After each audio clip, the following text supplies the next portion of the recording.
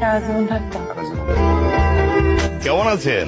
আসসালামু আলাইকুম মাস্টার সাহেব। কয়েকদিন ধরে গান শিখাতে যাচ্ছে না, কোনো সমস্যা? ওই কি গান শেখাতে পারে? কেন, ও তো খুব ভালো গান করে। তাই? ভাইজান, আমি আসলে একটা কথা বলতে আসছি, কিন্তু কিভাবে যে আরম্ভ করি। আপনি সম্মানীয় মানুষ, বলেন। ভাইজান, আমি তো আপনাকে অনেকদিন ধরে চিনি। জি। আপনি আমাকে চিনেন, জানেন, কিন্তু উজান সম্পর্কে আসলে আমি তেমন কিছু জানি না, জানার দরকারও ছিল না।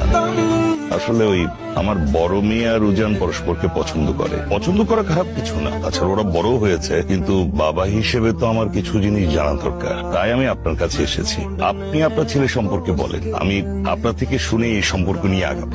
আমার ছেলের সম্পর্কে আমি কি বলবো? বাবা হিসেবে এইটুকু বলতে পারি, এমন মাটির মনের মানুষ আমি।